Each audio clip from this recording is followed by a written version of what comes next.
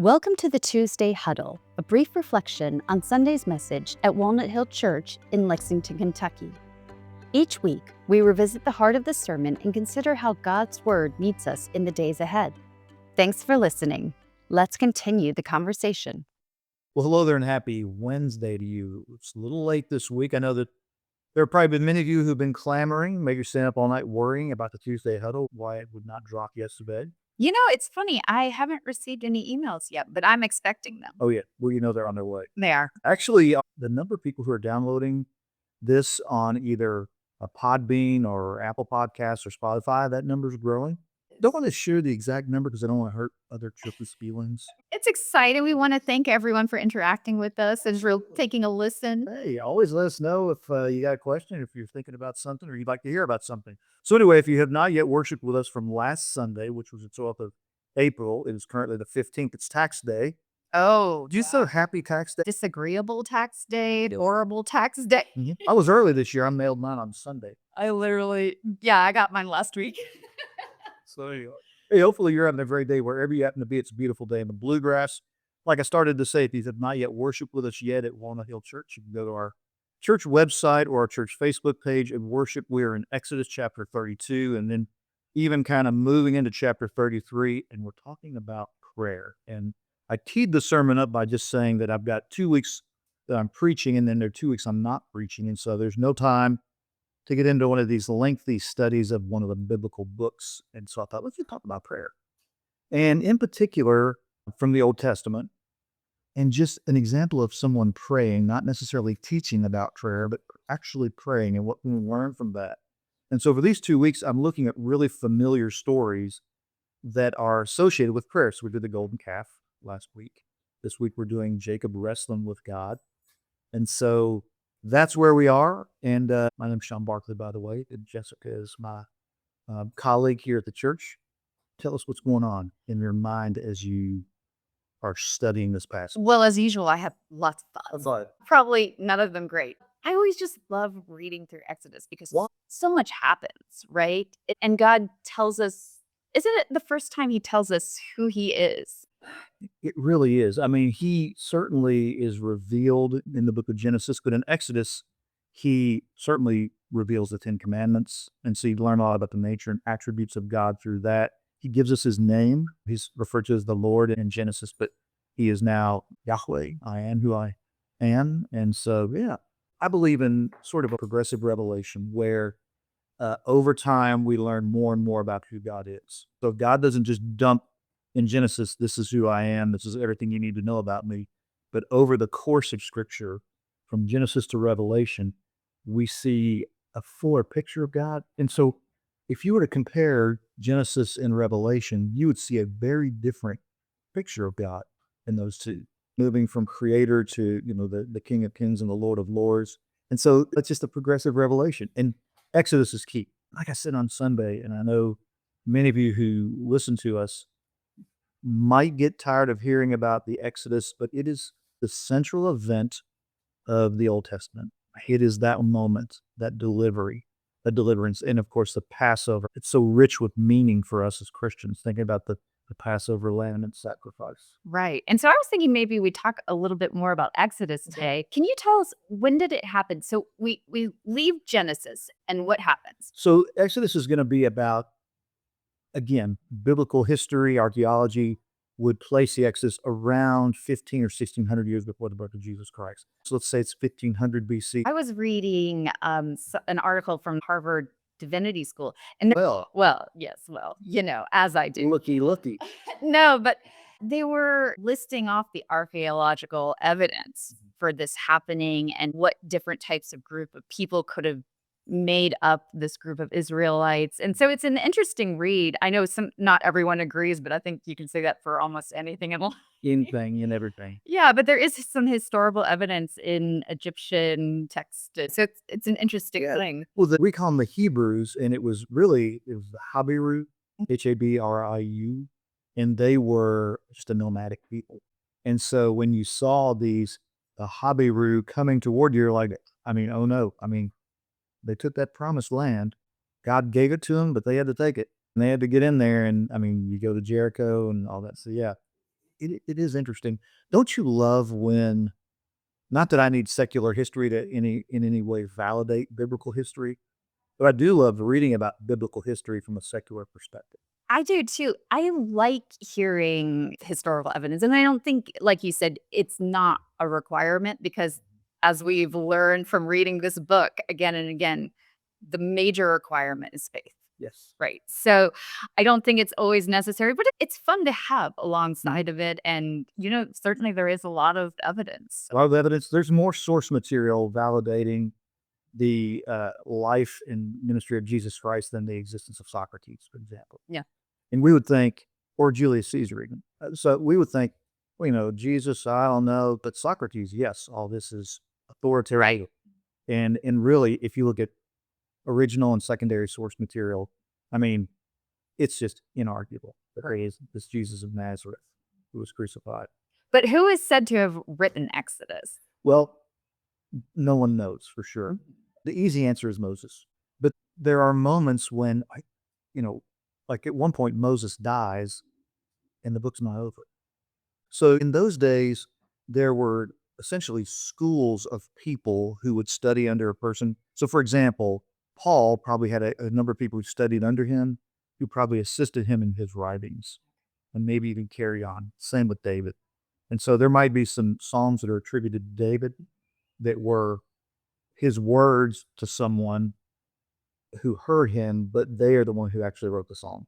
Yeah, it makes sense to me because it's akin to artist workshops from the Renaissance. I didn't know they did that with writers, which is really interesting. So what would happen in an artist workshop? So they would have artists under them who are learning techniques, how to even mix colors, and they would do works that in the future were difficult to attribute to the master, the teacher or the student. I mean, they were that close in style. Really? Would the student sign his or her name or sign the name of the master? Ooh, well, that depends because this happens all the way until, contemporary art. And sometimes it is just the quote unquote master or the person who's had the idea, Right. the concept. That's the whole idea about conceptual art. But I don't know that they signed it. But a lot of paintings from those times, we just have to look at the style and attribute. And that's where it gets sketchy. So with biblical interpretation and scholarship, for example, the book of Hebrews, some say it was written by Paul, others say it was written by someone else.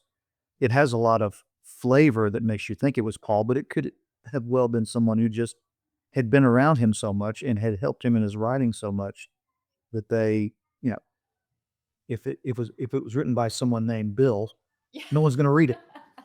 But if it's written by Paul, we're going to read it and it's going to have authority. I guess that's the Bill, by the way. Well, I mean, you're going to look at Michelangelo versus I don't know what his name is. Exactly. Yeah. So what else do you love about Exodus? Well, it just got so much personality to the story. And so I walked through the story, and where we were Sunday, the Israelites have been in the wilderness. They're on their way to Mount Sinai. They're already salty.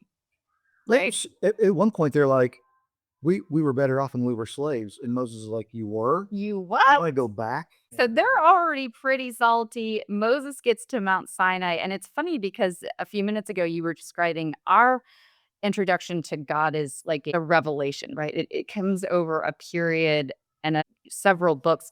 Moses goes up on Mount Sinai and just gets this massive download of information. Feels that way, doesn't it? Yeah. And so the Israelites, though, are down wondering, where'd this guy go? Yeah. And so he's up there for how long? 40 days. Yeah. I mean, and that's a long time, but not a long time. It is. How long have they been following him up to this point, do you think? Well, it's a total of 40 years, as we know. I couldn't tell you exactly how many years it's been, but it's getting, I mean, obviously they don't take the promised land during Moses' lifetime, but it's certainly not the first day. It's somewhere in between. But it's probably a few years, but 40 days is too much. I mean, you look at it, we're already in chapter 32. The Exodus is happening at the beginning of the book, so it's been a while. And so then they go into this golden calf, and Aaron is Moses' brother. Right. I was not aware of that. You know what? It's funny when I was preaching, and this is what the brain does. I knew it was his brother, but then I had a moment where I was like, well, maybe it was his cousin. Oh. And so I'm thinking, I'm standing up there teaching, and I know this stuff. I've read it so many times, and your mind just starts playing tricks on you. Well, I do that all the time, especially with words. I'm like, how do I spell that word? And you just doubt yourself. But yeah, so he must have been even more disappointed when he comes down from Mount Sinai. It's like, Aaron, what's up, man? Aaron's a priest, and Aaron is also, he's an eloquent speaker. And at one point, basically, God says to Moses, Aaron can talk for you. I Wow. mean, or, and there's this conversation about, well, Aaron talks, he's more eloquent than I am. And Aaron is a person with some authority. Exactly. And Moses trusts him. And I love how Moses asks him, it's kind of like, what did they do to you to make you do this? And Aaron's like, they asked. Yeah, I threw the jewelry into the fire and a cow jumped out. But this is also, I mean, the Israelites already have kind of agreed to the covenant, but then they've already broken it. And so God's super disappointed and says to Moses, now leave me alone so my anger may burn against them and that I may destroy them. And then I will make you into a great nation. So for me, there's so much going on here. First of all, he's righteously angry, but he also tells Moses, hey, I'm going to get rid of all these people and I'm going to just focus on you. And Moses says no. What I see, and again, it's my own speculation. I try to armchair psychologize what's going on. That God is building Moses's love for his people and solidifying his love for his people because he's leading them through difficult times. And the people have been difficult for Moses. I mean, there are times when Moses is like, I've had enough of these folks. I think they're referred to as stiff-necked at one point. Yes, they are. So yeah, I've had enough trouble with these people. And at one point, even Moses' father-in-law, Jethro, was like, man, you got to get some help in leadership. You've got to learn how to delegate your leadership. And so what I see it is, again, the process of God building Moses's love for his people. It would be like how I feel about the congregation we serve today versus I did the first day. First day, I had an idea that I cared about them, but I didn't know them. And now through thick and thin, you realize you do care about them. And so I see him doing that. So, but we move forward and in 28, God says, okay, I won't do this. Moses kind of talks him out of it, which I always find really interesting too, because it's a dialogue. It isn't God just saying, we're going to do this. Moses has input. He does. I don't think God changes. I mean, who God is unchanging. But I do believe that there is this notion that, of course, God has a perfect will. But why would we pray otherwise? If there's not greater understanding that we gain and maybe there's some give and take there, it's a mystery to me. I mean, at one point, God says through Isaiah, let's reason together. Come, let us reason together. Let's talk about this. And so God, it's just like, had you ever had someone, and I'll share about my own parents. So when I talk on the phone with my parents, and in particular my mother, there will be moments when there's kind of some dead time where she knows my pattern is to say, well, I guess I'm going to let you go. And so what she does is she fills those moments with like, and oh yeah, and thinking of something to say because she just wants the conversation. She just wants that conversation. And I think that God as our Father just wants the interaction and wants the conversation and continues to invite us into that. And so these moments where they're going back and forth, I don't think God's changing his mind, but I think that God was just like, hey, you're my child. I want you to know more of me. I want to know more of you. But this is my question. This is the build-up question. Apologies ahead of time. For everyone, all of you who are listening to this podcast, I have no idea what this question is. You never do you? I mean, I feel like it's like I'm on the witness stand. Oh, no. Well, you kind of are little. So we get to 28 and God says, I'm not going to do this. I'm going to stand down. But then the Levites kill 3,000 people. Mm-hmm. Isn't that punishment? How do we wrap our heads around that? I can't. I mean, I've read that so many times. I would love some feedback for anyone who's listened to our podcast. There seems to be a harshness, but remember, God is building his people and he's creating a nation of people who know him and love him.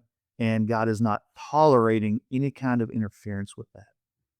And so there's these moments when in the Old Testament where God tells his people to take this land, and he knows that the human inclination is to also take some of the stuff or the people and be influenced by that stuff and by those people. And God's like, you cannot. You are my pure and holy people. I am pure and holy. I do not want anything to do with any of that. And so to us, it sounds like, oh my gosh, God is harsh. I just have to believe that God sorts it all out in God's time. Right. And to be fair, I guess in 26, so it's a few verses up from there, Moses had said, "Whoever is for the Lord, come to me." So I guess those who didn't, it was kind of a separation of that group.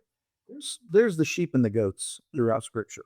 And again, I think about eternity and what's God doing in eternity, and you look at like all the people on the planet who don't know who Jesus Christ is.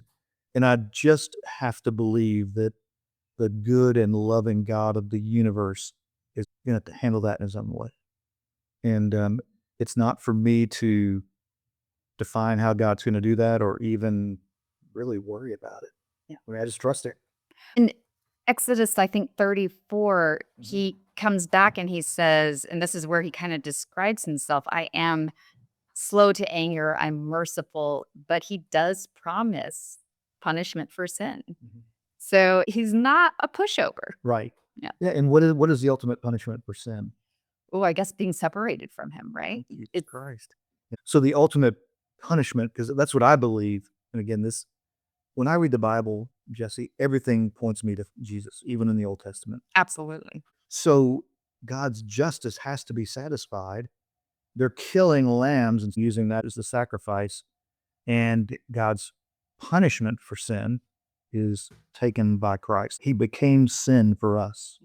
And so God crucified that sin. But I also believe that there's consequence to sin. There's no promise in Scripture that there is no consequence for sin. Just read the story of David and Bathsheba and look at the generational consequences of that sin. So what is your perspective then? Because I know some different sects of the church, if you accept Christ into your life, you're going into heaven. But does that mean you can sin and get away with it? I mean, how do we deal with that? So that was a question in the New Testament. We are really far flung. And so Paul, let's take the Corinthians, for example. They'd been saved by God's grace. They're no longer under the law. And they're like, let's have a party and do whatever we want to do. And what Paul says essentially is, you're welcome to do that. But once you have truly entered into this relationship with God, he's changing your inclinations and your impulses. And so you no longer love this sin. You no longer are drawn to this. I've seen it in my own life. There are things that I've done that when I was doing it, I was like, this is kind of fun and cool, and I'm proud of it. And I look back on it now and I feel shame and sadness for those sins. And so it kind of changes our hearts. So again, Paul's like, you guys, it's not just go and sin so that God's grace is going to cover you just for the heck of it. It's, he's going to change you. But yeah, you're saved. Does that make sense? I know what I want to say. It's not like a free ticket. It's not. Yeah. Paul says you're a new creation, that the old has passed away, the new has begun, and the new does not love the old. What? And so God's changing. He wants to change us. And so David becomes known as a man after God's own heart, even after all the horrible things he did.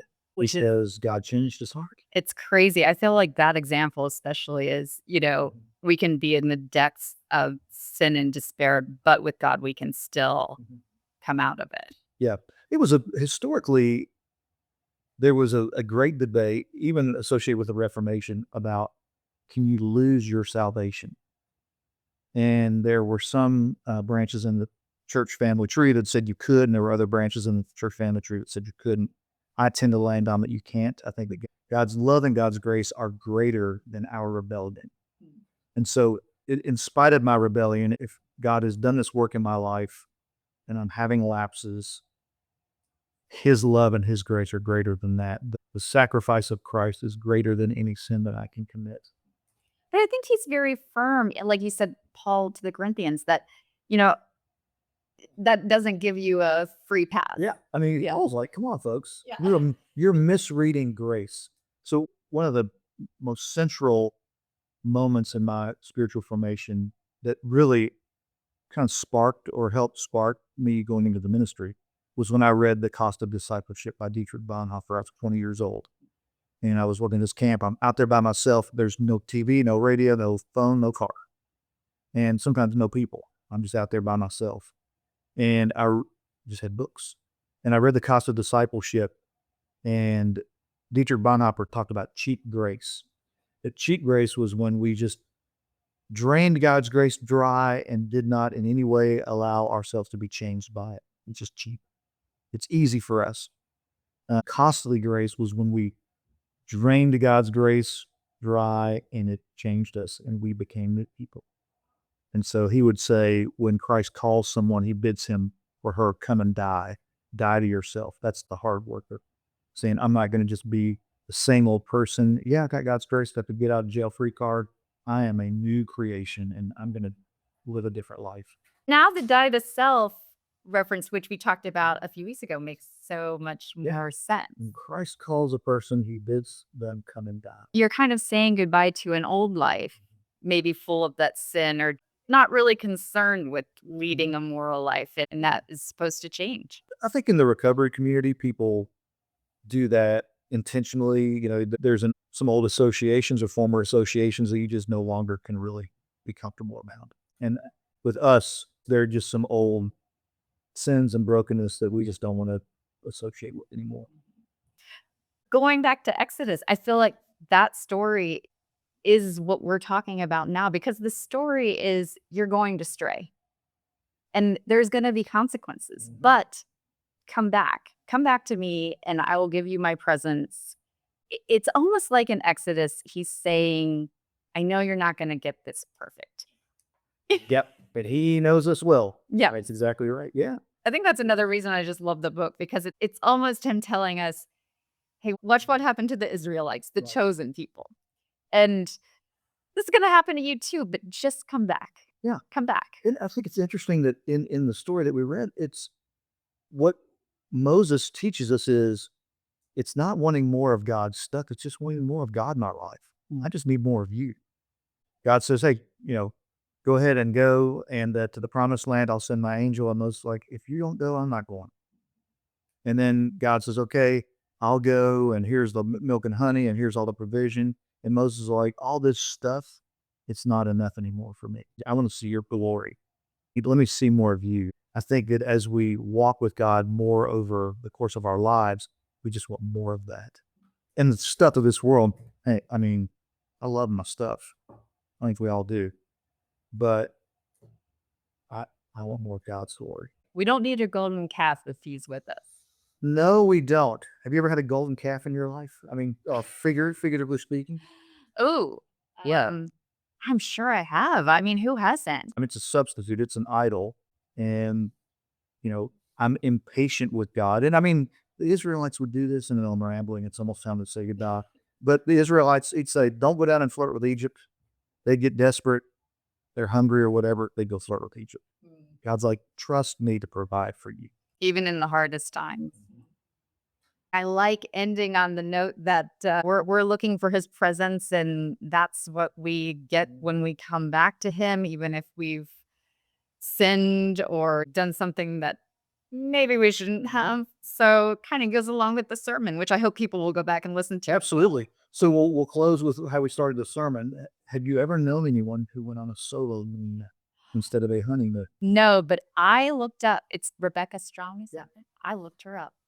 Yes, because we wondered aloud in the sermon, or you did, if she was still married after the honeymoon.